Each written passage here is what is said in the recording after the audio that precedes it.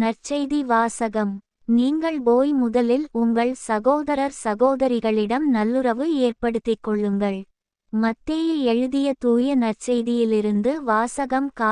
அக்காலத்தில் இயேசு தம் சீடரை நோக்கிக் கூறியது, மறைநூல் அறிஞர் பரிசேயர் ஆகியோரின் நெறியைவிட உங்கள் நெறி சிறந்திருக்கட்டும். இல்லையெனில் நீங்கள் விண்ணரசுக்குள் புக முடியாது என உங்களுக்குச் சொல்லுகிறேன்.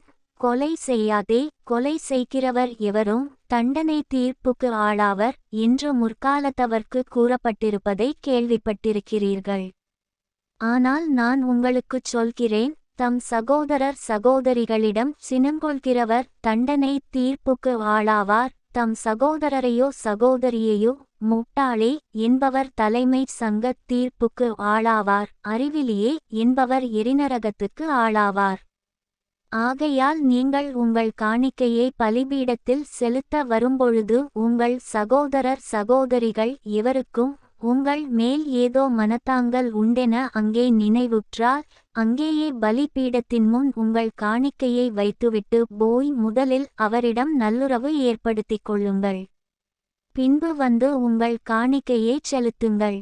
உங்கள் எதிரி உங்களை நீதி மன்றத்துக்கு கூட்டிச் செல்லும்போது வழியிலேயே அவருடன் விரைவாக உடன்பாடு செய்து கொள்ளுங்கள்.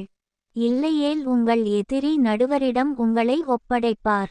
நடுவர் காவலரிடம் ஒப்படைக்க நீங்கள் சிறையில் அடைக்கப்படுவீர்கள். கடைசி காசு வரை திருப்பிச் செலுத்தாமல் அங்கிருந்து வெளியேற மாட்டீர்கள் என உறுதியாக உங்களுக்குச் சொல்கிறேன். ஆண்டவரின் அருள்வாக்கு.